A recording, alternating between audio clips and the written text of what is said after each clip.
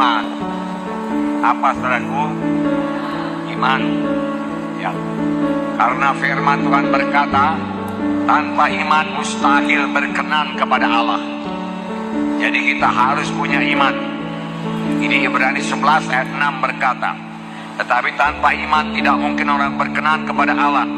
Sebab barang siapa berpaling kepada Allah, dia harus percaya bahwa Allah ada dan bahwa Allah memberi upah kepada orang yang sungguh-sungguh mencari Dia. Amin. Nah, amin, saudaraku. Ya, saudara harus percaya bahwa Allah ada. Oke, mau kita percaya Allah ada, saudaraku. Tetapi Allah juga memberi upah pada orang yang sungguh-sungguh mencari Dia. Amin. Oke. Jadi setiap orang harus memiliki iman. Haleluya. Jadi pengakuan mulut ini sangat berkuasa. Pengakuan mulut ini sangat berkuasa. Ucapan kita sangat berkuasa. Bahkan nanti kita lihat keselamatan jiwa pun dari pengakuan dengan mulut. Tidak lepas daripada pengakuan dengan mulut. Dalam Alkitab diterangkan mengenai seorang lumpuh digotong oleh 4 orang. Matius 9 ayat 2 saya bacakan. Maka dibawa oranglah kepadanya seorang lumpuh yang terbaring di tempat tidurnya. Ketika Yesus melihat iman mereka, berkatalah ia kepada orang lumpuh itu, percayalah hai anakku, dosamu sudah diampuni. Dan selanjutnya dalam Markus 2 ayat 11 dikatakan, kepadamu kukatakan, bangunlah, angkatlah tempat tidurmu, dan pulanglah ke rumah. Firman Tuhan berkata, ketika Tuhan melihat iman mereka itu, tentu saja yang sakit ini beriman, 4 orang ini pun beriman. Kalau mereka tidak beriman, mereka tidak akan menggotong orang sakit dari rumah sampai ke tempat di mana Tuhan Yesus mengajar.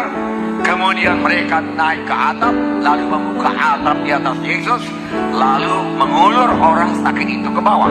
Itulah dia tindakan iman. Dan firman Tuhan berkata, itu semua dilihat Tuhan. Tentunya dia percaya penuh kalau dia berjumpa dengan Tuhan Yesus, dia akan sembuh. Sesuatu pasti terjadi kalau dia bertemu dengan Tuhan Yesus. Aku tidak akan lumpuh lagi, dan sama sebagaimana imanmu jadi padamu. Tuhan Yesus berkata kepadanya, hai anakku, imanmu telah menyembuhkan engkau. Hai anakku, dosamu sudah diampuni. Manakala lebih mudah mengatakan, anakku, dosamu sudah diampuni, atau angkatlah tempat tidurmu, bangun dan bangkitlah pulang ke rumahmu. Tetapi supaya kamu tahu anak manusia di dunia ini berkuasa mengampuni dosa, kepadamu kukatakan, bangunlah, angkat tempat tidurmu, pulanglah ke rumahmu. Yesus melihat iman mereka.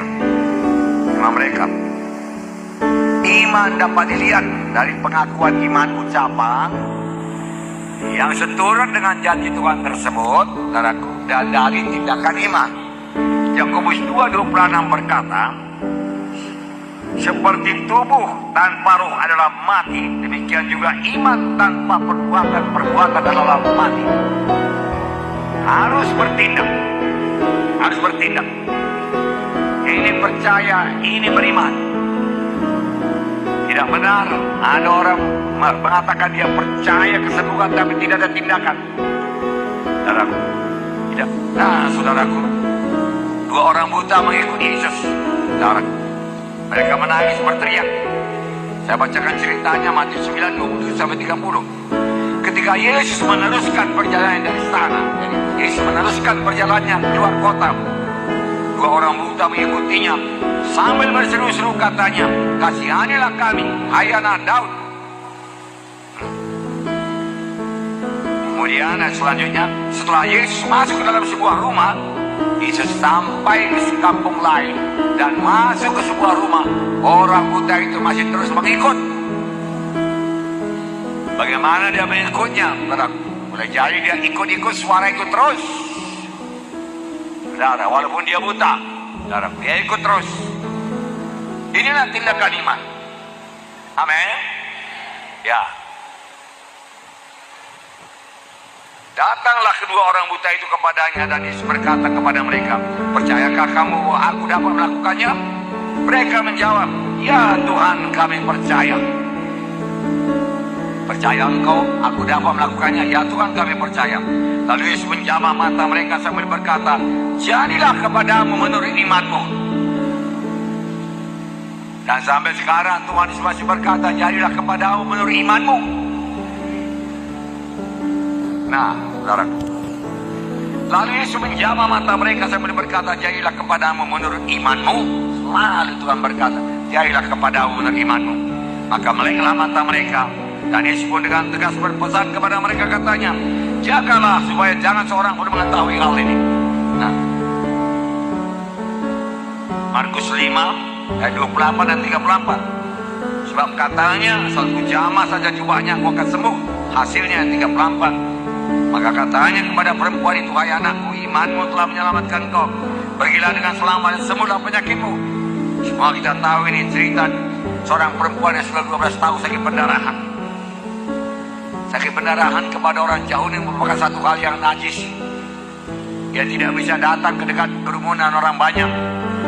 Kalau dia datang kepada kerumunan orang banyak, dia harus berteriak, "Najis, najis, najis." Lalu orang akan menyingkir, saudaraku. Dan sudah 12 tahun, saudaraku, dia berobat dan tidak sembuh-sembuh. Tetapi sudah dia mendengar tentang Yesus, saudaraku, imannya tumbuh. Lalu dia tidak berkata, dia tidak putus asa, dan berkata, "Penyakitku sudah parah sekali, 12 tahun pun sakit, tidak bisa sembuh juga, maka kali ini pun tidak akan sembuh juga." Dia tidak berkata demikian. "Kalau aku jamah saja jubahnya, pasti sembuh." Ini lain dari yang lain. Aku akan datang kepadanya. Aku langgarlah peraturan orang Yahudi. Lalu dia langgar peraturan orang Yahudi dengan orang banyak, dengan kerumunan laki-laki yang mengikuti Yesus. Dia jamah jubah Yesus karena imannya berkata, "Kalau aku jamah jubah Yesus, aku akan sembuh." Jangan kita pindahkan iman itu, saudara. Mengeluarkan kuasa dari Tuhan Yesus.